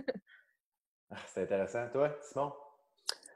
J'ai essayé plein d'avenues, peut-être au début en me disant que la façon que j'allais être habillé allait changer la vision les gens de moi, mais je pense que maintenant je suis plus proche de ce que tu penses, Simon, c'est que j'essaie de porter des affaires qui, moi, me rendent confortable, au-delà de ce que les gens peuvent en penser. Après ça, c'est sûr que si je suis booké pour faire une gig télévisée, puis il y a bien du monde, quand je suis allé faire le show pour Jean-Michel Anctil à TVA, j'ai mis un beau pantalon, des beaux souliers, un beau polo neuf. Tu sais, j'ai fait un effort de connaître Est-ce que tu glisses là-dedans puis ça ne change rien pour toi? Non. Je sens que tu le sens que tu es comme Colin, je ne suis pas habillé comme d'habitude. Je sens que j'ai une responsabilité de plus, bizarrement, quand je suis bien habillé. Comme si j'avais mis ce suit-là pour une raison, qui est une raison de plus de ce que je fais d'habitude, c'est-à-dire de faire des jokes. Parce que moi, quand je vais à la Brou ou quand je vais au bordel, c'est jeans, t-shirt, puis quand je fais une première partie, quand je suis venu faire la première partie, je m'étais pris un polo qui a de la lutte, ça, parce que je représente quelque chose qui est au-delà de moi. Là. Je fais une première partie pour un autre artiste, il dépend. Lui, je veux pas qu'il dépende de mon allure. Après ça, je suis pas non plus... dans la vie, je ne mets pas des ponchos et des kilts avec des talons hauts. J'ai pas un look super hétéroclite, c'est t-shirt, jeans comme bien classique. Mais quand les gens viennent me voir, moi, au terminal ou mon show solo, j'ai aucun problème à mettre juste un t-shirt, jeans. Il faut que ça soit présentable, quelque chose de beau, de propre, qui se peut dans la vie. Mais j'ai arrêté de me casser, de baisser comment les gens vont me percevoir, mais plus comme qu'est-ce que je m'en vais faire, tu sais. Comme quand je vais faire un show de télé, je vais m'habiller pour la télé. Quand je vais faire une première partie pour quelqu'un, je vais m'en faire en sorte d'être une bonne première partie, d'être un autre pour son show. Mais quand je vais faire mon show à moi, je m'habille comme moi je m'habillerais dans la vie. Je choisis mon costume ou ce que je vais porter par rapport à ce que je vais faire. C'est plus ça. Comme je ne m'habillerais pas de la même façon pour aller travailler au couche-tard que pour aller travailler à la caisse chez Desjardins. Je ne mettrais pas le même genre de jeans puis le même genre de running. C'est un peu même comme ça que je le vois parce que je pense que je suis capable de faire le même travail puis je me sens pas inconfortable d'un ou dans l'autre. C'est juste que des fois, ça me rappelle où je suis. En fait, j'ai une chemise propre, c'est vrai, c'est un gros corpo aussi. Ils m'ont payé cher pour être site. Je vais me faire en sorte de refléter de leur raison pourquoi je suis là, avec de quoi. Parce qu'en général, les jokes, s'ils sont bonnes, que peu importe comment tu vas être habillé, les gens vont le savoir de la même façon. Mais ça va te donner. Je pense que oui. Honnêtement, je pense. Oui, je pense que oui. À un certain. Comme je dis, là, si tu arrives avec des palmes, un kilt, un gilet en filet, bedaine, faut que tu me donnes une raison de t'habiller de même parce que dans la vie, personne ne s'habille comme ça. Mais Tom Papa serait arrivé avec un beau jeans et un T-shirt qui aurait commencé son numéro. J'aurais pas senti de genre de Oh, Chris, par exemple, qu'en habit, j'aurais plus ri. Tu sais, j'aurais pas senti ça. Mais là, il était en habit. Fait en rentrant, il m'a mis dans un mode de OK, le gars, il est slick. Ça risque d'être slick. Ça risque d'être. Tu sais, comme Louis T qui rentre sur scène avec son habit. Puis il s'en va dans des jokes politiques. D'emblée, il avait déjà mis sa prémisse avec son linge. Mais de façon générale, les gens, ça m'importe peu comment ils sont habillés tant que c'est un habillement qui se peut. Comme je dis, les palmes, puis le kilt, puis les bas résilles, faut que tu aies une raison de le faire. T'sais. Mais moi, je l'ai vu en rodage en T-shirt, puis je l'ai vu en rodage dans quelque chose un peu plus habillé ou un peu plus gala. Puis dans tous les cas, pour moi, je le voyais de la même façon. C'est peut-être juste moi que ça change. Je sais pas pour toi, Simon Gouache. C'est psychologique. Moi, je sais que c'est complètement psychologique, mais ça m'arrive, je ne sais pas combien de fois. D'ailleurs, tu serais capable de jouer en soute comme Tom Papa, vraiment, chemise, cravate, veston? Oui, je l'ai déjà fait. Oui? Tu vois, moi, je l'ai fait peut-être 3 fois, puis je l'ai regretté après 6 minutes sur 5. Après 6 minutes, j'étais comme là, le monde sont en train de se dire que je me suis mis une cravate. C'est fou. Écoute, j'ai acheté un polo un soir. Puis écoute, j'étais en show à Brossard. Puis j'arrive un peu d'avance. Puis je me dis, m'aller faire du lèche-vitrine. Fait que je rentre dans le magasin, je m'achète un polo. Je me dis, Colin, je vais le mettre sur scène ce soir. Écoute, je me rappelle pas du show. J'ai été. Je pensais juste à ça. Je pensais rien qu'à mon Christy de polo. Puis j'étais comme. On dirait que moi, j'ai besoin. Je sais c'est quoi mes vêtements dans lesquels je suis bien, dans lesquels je ne pense pas à ce que je porte. Puis. Donc, c'est ça. Moi, peut-être que si je jouais en saute pendant 6 mois, à un moment donné, là, j'y penserais plus. Sûrement. Mais j'ai jamais fait un show long en soute. J'ai fait déjà un number ou une petite prestation. Moi, je suis beaucoup trop pour faire jouer en soute. Si je me mets 2 épaisseurs, oublie ça. Là. J'ai des gouttes qui me tombent du menton. Là. C'est pas à table. Très magique. On dirait que je suis un boxeur. C'est dégueulasse. C'est dégueulasse. Ben, tu punches. Oh shit! Ouais. Hey, c'était super le fun de le monde d'aille. C'est ça. C'était le punch-out. Non, mais il y a une autre affaire dont je veux parler qui, personnellement, moi, ça m'a vraiment affecté. Puis, c'est qu'à un moment donné, dans le spectacle de Tom Papa, il parle de, tu sais, quand il dit la personne que tu as datée, c'est pas la personne avec laquelle la personne que tu as datée, c'est pas la personne avec qui tu vas être en couple. OK? Moi, il y a quelques mois, j'ai écrit dans ma tête un numéro où je dis exactement ça. Je dis, en fait, moi, mon angle, c'est, j'aime pas ça, je comprends pas comment un couple peut se dire, la personne que j'ai rencontrée n'était pas comme ça, parce que la personne que tu as rencontrée, c'est une personne complètement différente. C'est la personne qui était en date, qui essayait d'impressionner, qui était... Comment vous gérez quand vous entendez de la bouche d'un autre humoriste une idée que vous avez eue? Sachant là, que... Parce que moi, quand j'ai entendu ça, quand j'ai entendu faire ça, il y a un côté de moi qui a fait « ben là, mon idée. Je peux plus faire cette idée-là. » Alors que je l'ai eu complètement indépendamment de lui. Je me demandais comment vous gérez ça. D'entendre quelque chose, tu fais comme « Colin, j'ai pensé à ça moi aussi. » Est-ce que vous vous permettez de le faire? Est-ce que vous mettez un frein à ça complètement? C'est-tu exactement pareil? Moi, je considère quelque chose là, que tu fais comme Colin, c'est la même idée. C'est comment dire, retraçable. Ben moi, ça me fait chier, mais en même temps, je suis contente, mettons, mettons que j'avais eu le même flash qu'Amy Schumer, Ouais. j'aurais été quand même contente que sa joke a tellement été bonne qu'elle s'est rendue à son special. C'est quand même cool, c'est noble pour la joke. C'est juste que moi, je suis obligée de dire adieu à la joke parce qu'elle l'a fait Donc, toi, avant tu mets un moi. frein tout de suite. Ben, je veux pas, j'ai peur de passer pour du plagiat, même si ce l'est pas, même si j'ai eu la même idée. On serait. Maintenant que je le sais qu'elle a la joke dans son special ou qu'il a la joke dans son special, je peux plus la faire. J'ai l'impression de surfer sur un succès que je connais déjà. Je sais pas si tu comprends ce que je veux dire. Définitivement. Je me sentirais mal, tu sais. Même chose, ça m'est déjà arrivé quelques fois là, d'avoir des humoristes qui, dont une fois, puis j'en ai parlé il n'y a pas longtemps à la personne en question. Quand j'étais à l'école de l'humour, j'avais fait un numéro de vendredi qui était comme, je faisais comme personnifier des personnalités de moi qui étaient dans ma tête puis qui se chamaillaient, mettons, de façon très vendredi à l'école. C'était moyen, mais bon, l'idée était là. Et j'étais allé voir le show de Sylvain Larocque qui tournait à ce moment-là, puis il y avait un numéro dans son show qui était exactement la même prémisse, les mêmes personnages, un peu avec les mêmes gags. Et c'était impossible qu'il l'ait vu. Là. C'était en huis clos d'un vendredi. Là. Je ne parle pas de plagiat du tout à ce moment-là. Mais ça m'a fait. Puis ça fait ça à chaque fois que ça m'arrive. Ça m'est pas arrivé des milliers de fois, mais c'est au début, ça me fait chier.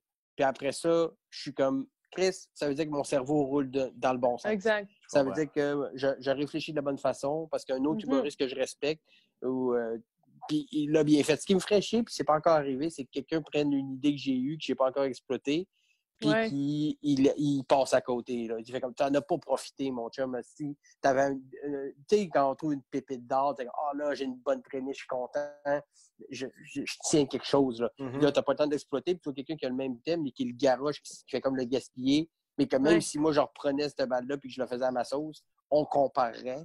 Fait que d'emblée, ça fait comme, tu sais, ça waste le produit. Fait que toi aussi, tu mets un frein à ça. Oui, en partant.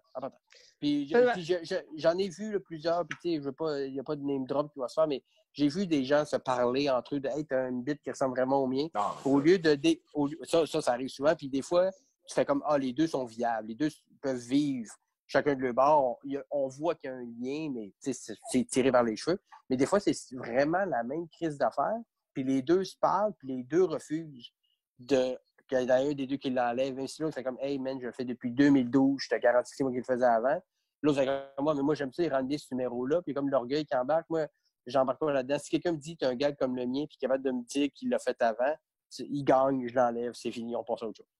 Moi, c'est aussi drastique que ça, parce que s'il y a une chose que j'ai bien depuis le début de ma carrière que je me suis battu pour garder, c'est mon intégrité.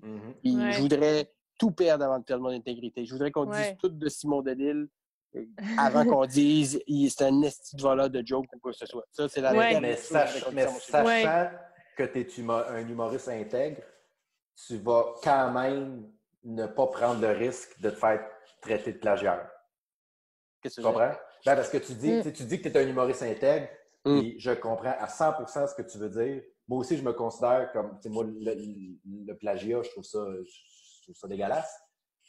Mais autant je le sais, moi, très bien. Moi, mettons que je faisais le numéro dont je vous parlais tantôt. Je le fais, là, puis en sachant très bien que je l'ai vu dans ce show-là, puis qu'on a eu la même idée, que c'est quelque chose qui existe déjà, entre guillemets. C'est pas exactement la même idée, mais c'est assez semblable pour faire des liens. Comme je te dis, du moment où c'est retraçable, là, tu fais comme Colin, OK, ça t'a peut-être inspiré un peu. Je me dis, moi, je le sais que c'est moi qui l'ai trouvé. Puis je me demande, je vais-tu quand même prendre la chance, sachant... Moi ça ne m'empêchera pas de dormir. Parce que moi, je le sais. Ah ouais? Mais je vais-tu prendre la chance? C'est là où je te dis, même si tu le sais que tu es intègre, tu ne prendras pas la chance de passer pour quelqu'un de pas d'intègre. Ben moi, oui. Mais oui, absolument. Juste pour finir, je te laisse la parole de moi parce que je sais que je ne pourrais pas débattre un par un à tout le monde qui se dirait Simon n'est pas intègre. Il y a du monde qui penserait ça sans me le dire. Puis ça vient comme un venin. Puis même si là, il faudrait que je débatte individuellement avec tout le monde qui pense que je ne suis pas intègre, que je les convainque, puis quelqu'un qui essaie de convaincre quelqu'un qui n'a pas fait de quoi, il a l'air encore plus coupable, que je tomberais dans une espèce de loup sans fin. Fait que jamais il y a un gag à ce point bon, à ce point life changer. Fait comme, si je fais pas ce gag-là, je vais en mourir. Et fuck off, je vais en trouver d'autres. Ça me fait chier à ce moment-là, oui, mais regarde, too bad. J'aime mieux réécrire un autre gag que d'être obligé de me justifier en disant que c'était moi qui l'avais fait en premier. Exact. Je pense à la même chose. Moi, c'est pas tant l'intégrité que l'originalité que je veux avoir dans mon show. Fait que si je le sais que c'est pas que c'est pas original, mais on a toujours envie d'être la seule qui a eu l'idée ou le seul qui a eu l'idée. Puis des fois, on oublie, mais il y a infini idées. Tu sais, il y en a d'autres. On peut juste s'asseoir, continuer à en trouver d'autres. Puis, ouais. Mais est-ce que selon toi, le timing... Parce que, regarde, je vais t'expliquer un peu là où je m'en vais. Mettons, moi, ça m'est déjà arrivé souvent, d'avoir une idée, de voir quelqu'un la faire avant que moi, je l'aie faite. C'est aussi souvent arrivé que je faisais quelque chose puis que je vois quelqu'un d'autre le faire en même temps. Après, oui. Puis moi, j'ai vécu ça avec le numéro du CrossFit où avant, je parle des Olympiques, tu sais, que les gens normaux à les Olympiques.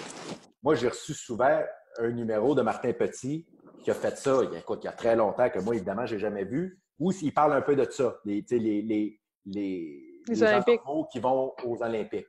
Ouais. Moi, ça, c'est la première fois que je vivais ça. Puis les gens ne me l'envoyaient pas en disant comme t'as copié, mais un peu genre comme ben explique ça. Savais-tu que... Caroline, Simon, ça se ressemble, tu sais. Fait que j'ai vécu les trois où je fais quelque chose qui a déjà été fait, je fais quelque chose en même temps qui se fait, puis je fais pas quelque chose qui est déjà fait. Est-ce que pour toi, ça change? Parce que moi, je sais que là, en ce moment, moi, je vais me retenir de faire ce numéro-là.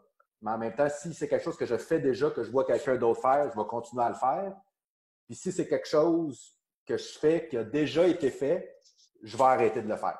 Dans le fond, si tu es le premier dans le timeline à avoir fait la joke, tu vas la garder. C'est tout ça, je comprends? Oui, je pense. Je serais curieux de savoir comment...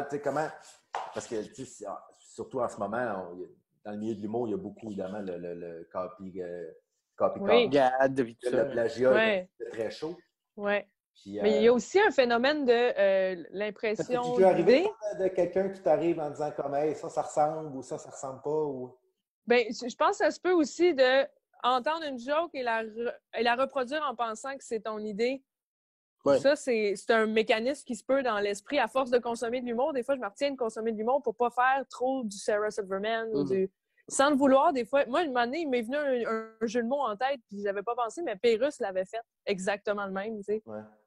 Puis ça m'était pas revenu à la mémoire, puis ça, c'est...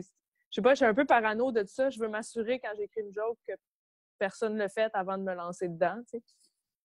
Ouais. Mais tout le monde a tout fait. C'est comme la musique. Everything is a remix, je pense. Puis, tu sais, il y a un air du temps aussi, là, tu sais, là, surprenez-vous pas, sur des jokes de COVID puis de pandémie, on va redire les mêmes affaires à plein de sauces différentes, mais ça va être les mêmes fettuccini, tu sais. La même pâte, mais avec plein de sauces différentes, mais ça va être un peu le même plat. Pour faire encore des allégories de bouffe, moi, j'aime bien ça manger.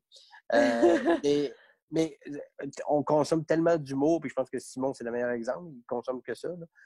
Mais on en consomme tellement, on a tellement d'idées qui nous rentrent dans la tête dans une semaine. Puis, tu sais, moi, j'écris pour du monde, je vois les textes de mots, les textes de Pinot, les textes de, tu sais, mes textes à moi, puis un moment donné, tout ça se mélange dans ma tête, puis il m'arrive des fois de trouver une joke, puis de m'asseoir, puis d'y penser vraiment longtemps avec comme, c'est-tu vraiment ma joke? Puis là, faire comme une espèce de recap de ce que j'ai lu dans la semaine. OK, on va tel numéro de ça. Mais non, je pense que c'est vraiment ma joke. C'est inévitable, ça va arriver tout le temps. C'est inévitable. Mais, même comme pour revenir à la question que ce que moi disais tantôt, si je suis le premier dans le timeline qui a eu l'idée, je vais défendre mon point, mais il faut que je puisse en parler à la personne en question. Si, mettons, je vais dans le show de Tom Papa qu'on a vu, j'avais vu un numéro comme toi, Simon, que soit j'ai commencé à écrire ou j'ai déjà même rodé, qui ressemble vraiment beaucoup, d'une façon presque impossible. Je vais pouvoir parler à Tom Papa de ça, puis il n'enlèvera pas son show sur Netflix de ça. Je vais l'enlever. Mais pour prendre un exemple plus précis, mon numéro sur la vie à 600 livres que je fais en ce moment depuis environ 2 ans, PA Méthode a un numéro sur le même thème dans son show. Et c'est avec un peu le même genre d'angle, mais moi, je pars de l'empathie, pas lui. Ça se ressemble quand même beaucoup. Puis on a pu s'en parler. Ouais. On a pu s'en parler. Mais c'est là, pour moi, la différence entre un sujet et une idée. Ouais. Puis ça m'amène, c'est drôle parce que ça m'amène exactement à la prochaine chose dont je voulais parler. C'est que dans le show de Tom Papa, il parle du bon vieux temps. Tu sais, qu'à un moment donné, quand il dit « Moi, quand j'étais jeune, on n'avait pas d'iPhone, on n'avait pas de ci, on n'avait pas de ça. » Honnêtement, moi, je peux pas penser à un show dans les 2 dernières années qui n'a pas un numéro comme ça. Là-dessus. Vous rappelez-vous, dans le temps qu'on n'avait pas d'iPhone, puis écoute, je l'ai fait dans moi-même. Là. C'est fou comment, puis ça m'a frappé comment, puis comme je te dis, je ne peux pas penser à un show qui ne parle pas de ça. Je ne sais pas pour vous, là, moi, dans mon spectacle, quand j'ai entendu ça, son numéro là-dessus, j'ai fait Colin, je l'ai entendu souvent, puis après ça, j'ai fait attends une minute, là, Simon, toi aussi, tu en parles dans ton show. Là, j'ai un numéro là-dessus, dans l'ancien temps, dans le temps qu'on n'avait pas d'iPhone, qu'on n'avait pas Google. Est-ce que vous pensez qu'on a tous, ou en tout cas, on a beaucoup un sujet, ce sujet-là, parce que c'est dans l'air du temps, ou parce qu'on est beaucoup à le faire, ça fait des petits. Comprenez-vous ce que je veux dire? Oui. Moi, je pense que c'est... en tout cas, dans ma manière de le faire, mon bit là-dessus dans mon show, je pense que tout le monde en a un bit sur... Dans le temps, c'était ça, aujourd'hui, c'est ça. Ouais.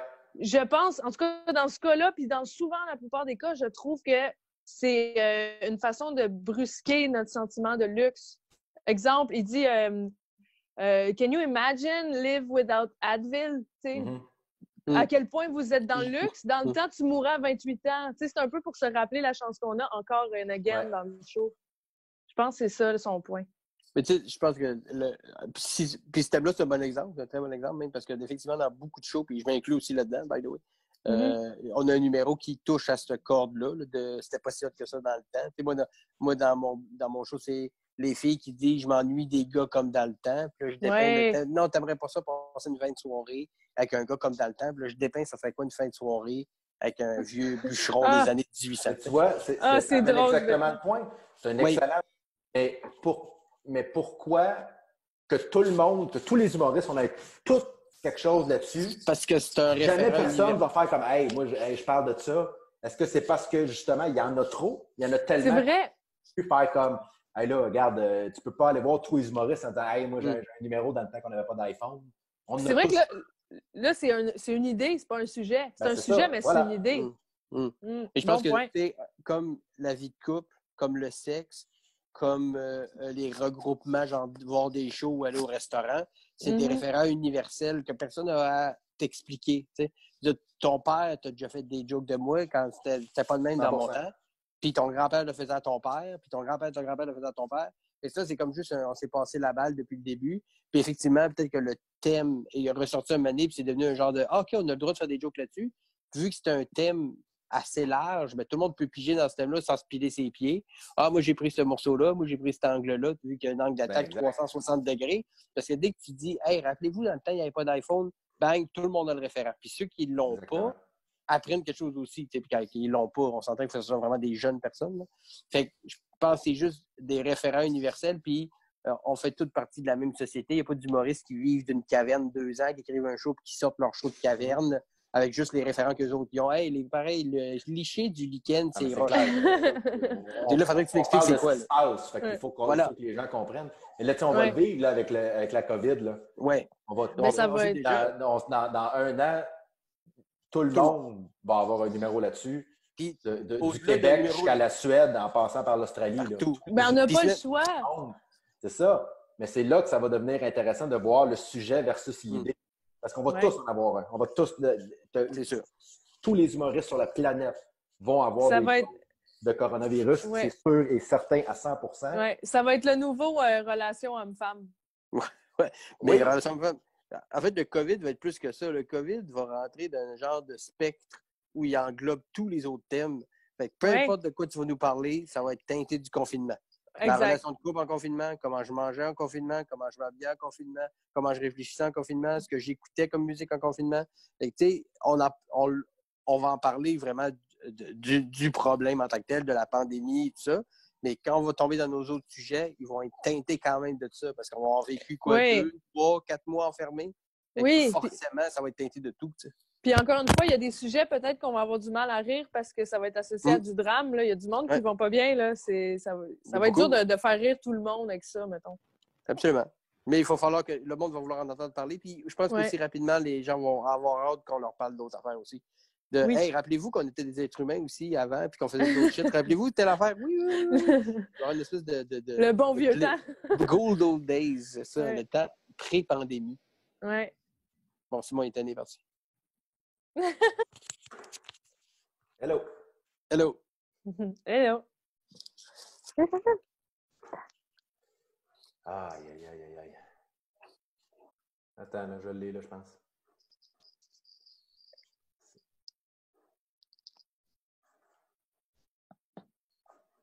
Marche-tu, là? Moi, je t'entends bien. M'entendez-vous? Très bien. Ah, Oui. OK. Excusez. On revient à ce qu'on disait au début sur la qualité du spectacle, tout ça.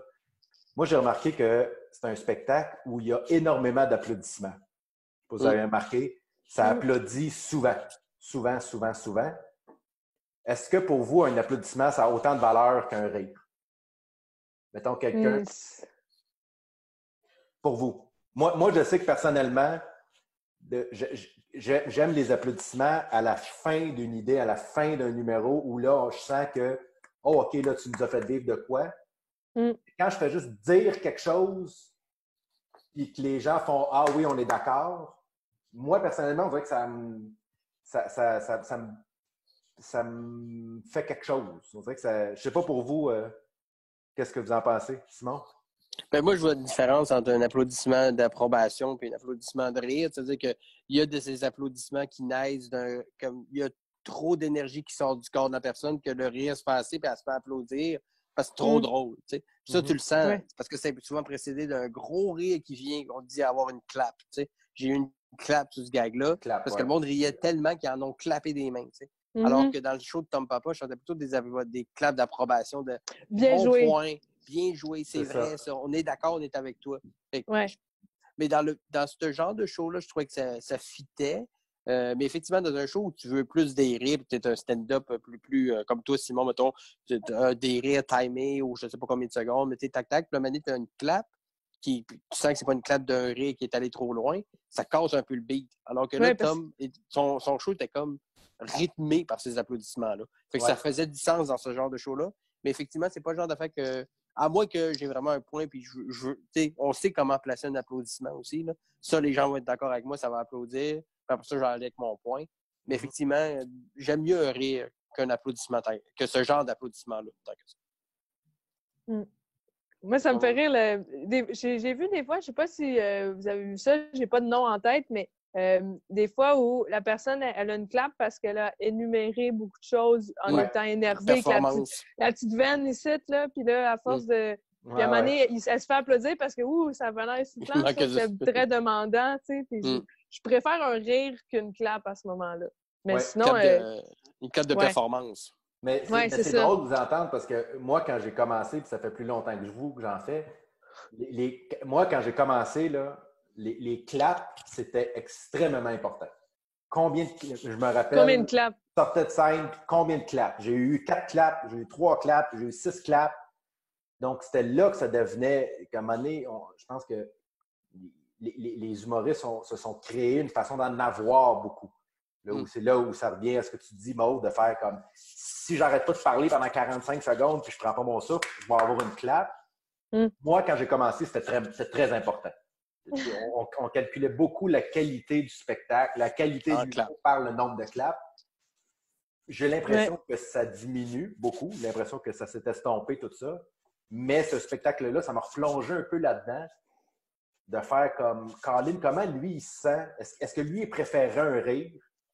Ou pour lui que le monde qui se sont déplacés pour venir l'écouter soit d'accord avec lui, il aime ce qu'il dit, c'est assez pour le sustenter, si tu veux. Tu comprends ce que je veux dire? Oui. Mais moi, j'avoue que j'aime ça, les claps, mais des fois, à longue ou quand une clap que je ne m'attendais pas, qui m'interrompt dans ma chair, ça va me déstabiliser un peu. Ça va me rendre un peu plus mal à l'aise. Tandis qu'un rire, si c'est un fou rire qui n'arrête pas de s'éterniser, qui m'empêche de parler parce que ça rit trop, là, j'ai du plaisir, j'embarque. Mais la clap, on dirait que je suis comme, pourquoi vous tapez dans vos mains? C'est bizarre. Il y a quelque chose de... Tu sais, c'est pas comme un rire. Un rire, c'est sincère puis ça se provoque. C'est naturel, tu sais. Ça vient des tripes.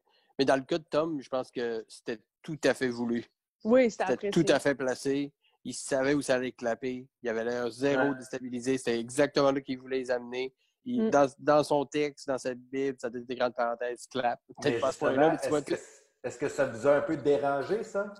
Moi, j'ai trouvé qu'à un certain moment, il y a comme un bout où il y a beaucoup d'applaudissements. Après chaque phrase, il y en a un. Moi, il y a un côté de moi qui a regardé ça en disant comme, OK, Tom, let's go. Fais des gags. Enchaîne, let's go. Ouais.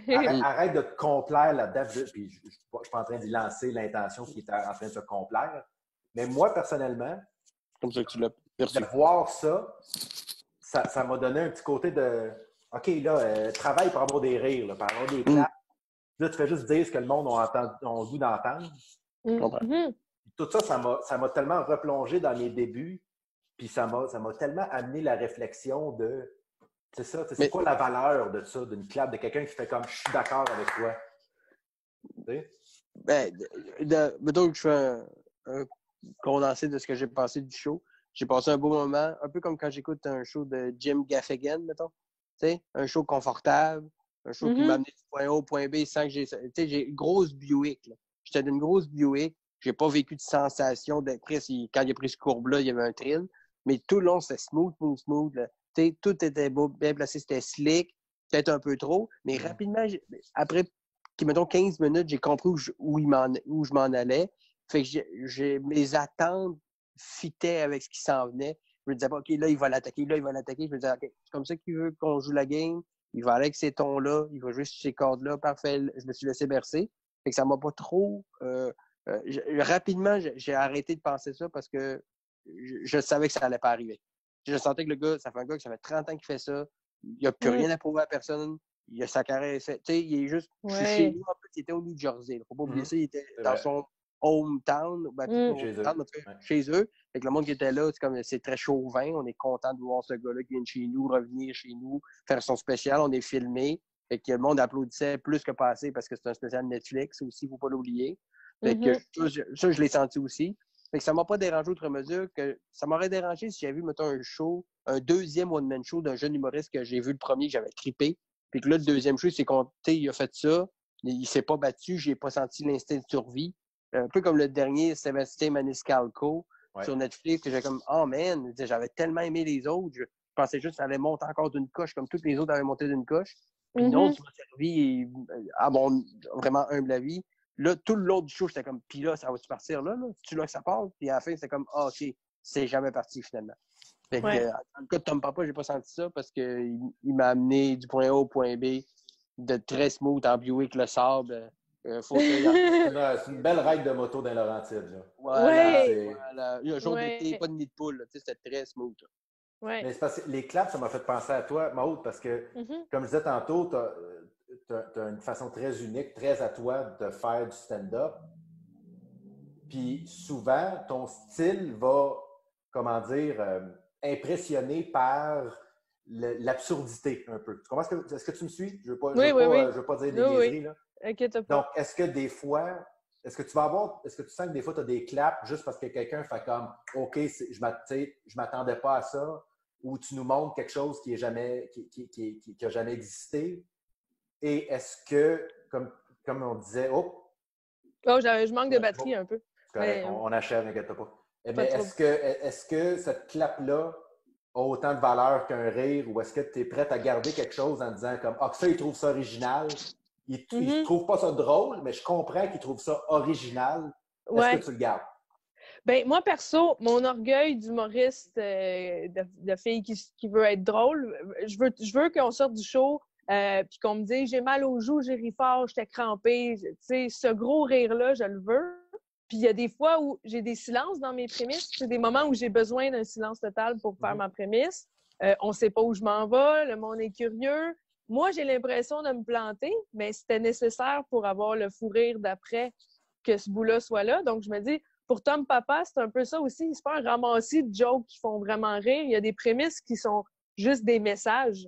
Genre, quand il dit les mauvaises nouvelles nous montent toutes les uns contre les autres, puis après ça, il fait une joke sur autre chose, sur le fait d'être en couple. Il y a un sous-texte dans ton show qui fait que c'est normal de pas tout le temps rire. Puis des fois, après le show, le monde, ils viennent te dire « j'ai souri tout le long ».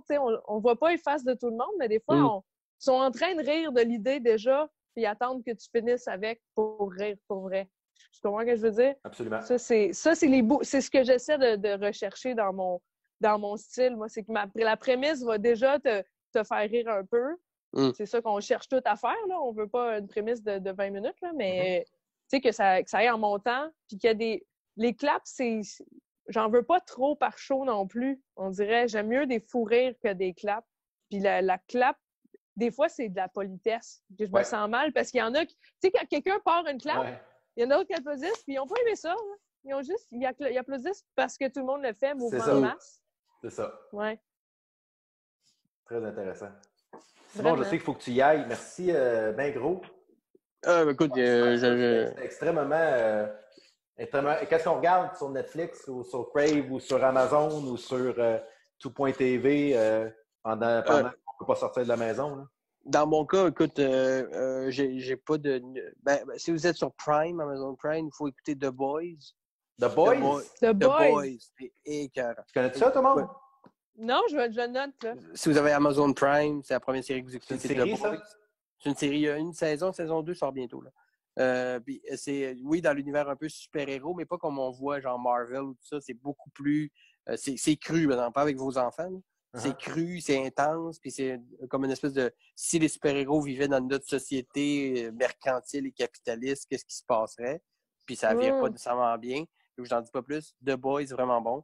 Toujours sur Amazon Prime, il y a Hunter avec Al Pacino qui est basé sur des faits réels. C'est romancé beaucoup, mais c'est une gang qui chassait les nazis. Après la Deuxième Guerre, il y a des nazis qui étaient allés vivre aux États-Unis, puis en Amérique du Sud et tout ça. Qui avaient été comme en asile politique, qui étaient allés se cacher là parce qu'il y avait de l'argent. Puis là, il y a un groupe de Juifs qui courent après eux autres. On est des années 70, fait que c'est quand même assez divertissant. Fait qu'écoutez ça, puis je pense que tout le monde l'a écouté, mais s'il y en a qui ne l'ont pas écouté et qui écoutent ce podcast-là, cette vidéo-là, Tiger King sur Netflix. Oui! Le roi des fous. C'est écœurant. Écoutez-le, parce que si vous aimez l'humour, il va y avoir des référents de ça dans les prochains mois, semaines, années. C'est sûr, parce qu'il y a quelque chose dans ce show-là qui se peut comme pas. Puis, je fais juste un petit guillemet parce que Billy Tellier m'avait écrit pour un autre podcast que je fais plus tard, pour des thèmes de brainstorm, il m'a dit ce serait quoi le casting québécois de Tiger King? Vous pouvez peut-être y penser si ça vous tente. Moi, je verrais très bien Guy Jodoin en Tiger King. Avec le mollet un Guy peu. Jodoin, mais la shape de Luc Picard. La shape de Luc Picard. Ou même Luc Picard, probablement, qui ferait le job aussi. Ou Luc Guérin, ou en tout cas, dans ce genre de casting-là. Mais voilà, sinon, les choix à provision sur Netflix, c'est sûr que si tu n'as pas vu tout ce qu'il y a de Dave Chappelle sur Netflix, commence par ça. Puis si, mettons, tu as écouté Tom Papa à cause de cette vidéo-là, tu aimais ça, je l'ai dit tantôt, mais écoute Jim Gaffigan. Parce que si tu as aimé Tom Papa, tu as aimé Jim Gaffigan, c'est le même genre, des patterns qui reviennent, un comfort food, un peu d'humour. C'est un père de famille américain. Cette suggestion-là. Ça fit, puis c'est des plaisirs qu'il faut savourer, je pense. Autant que n'importe quelle affaire plus, peut-être un peu plus nichée ou plus intellectuelle, ça fait du bien dans les deux cas, je pense. Oui, tout à fait. Maud? Moi, j'ai une série québécoise que j'ai binge-watch, j'ai vraiment aimé, c'est Comme ça que je t'aime. Ouais, je l'ai fini hier. C'était encore vu. Bon. Très bon. C'était écœurant, c'est une bonne vie. J'étais déjà fan de Les Tourneaux et Jean-François Rivard. Sinon, Jusqu'au déclin, film québécois qui est sur Netflix. Oui, on a entendu parler aussi. C'est écœurant. C'est un bon thriller québécois. Vraiment très bon. Cool. Sinon, encourageons nos artistes. Ben oui. Sinon, Mark Maron, t'as-tu aimé ça? End Times Fun? Avez-vous aimé ça, les deux? Moi, je suis vendu d'avance. Fait que, c'est ça. Écoute, moi, il lirait à Bib que je trouverais ça génial. Ouais. Écoute, oui. Puis il s'est passé de quoi ce soir-là? Là? Il y avait une chaleur dans qui était absolument extraordinaire. Donc, de le revoir à télé, Netflix. ça fait comme, il me manquait un petit quelque chose, mais moi, c'est mon humoriste préféré, c'est mon idole. Fait que je ne pourrais jamais rien dire de mal sur lui. Oui, puis ça tombe... Oui, vas-y. Je disais juste que... Petite parenthèse, ça tombe vraiment dans le sens, un peu sans faire exprès, il y a un peu écrit ce qui allait se passer avec la COVID. Oui, absolument. Puis c'est le genre d'humoriste, Mark Maron, que c'est pas nécessairement lui qui va me faire le plus rire. Genre, rire, taper ses cuisses. Mais je vais l'écouter anytime. J'écoute son podcast, puis j'écoute ses shows. Puis lui aussi, là, il pourrait me lire. Ça pourrait être Mark Maron vous lit des menus de pizzeria. D'ailleurs, je connecte, je download, je l'écoute en char. C'est sûr. Ça me dérange pas parce que dans le ton, j'aime écouter ce gars-là. Fait que oui, même si c'est pas le show qui m'a fait le plus rire, il m'a fait réfléchir, il m'a fait vivre des choses, Mais oui, Marc Maron, j'avoue que c'est à voir. Là. Puis si tu connais pas le gars, ben, il y a d'autres choses sur Netflix ou sur les Spotify et tout ça. Il y a du rien que ça.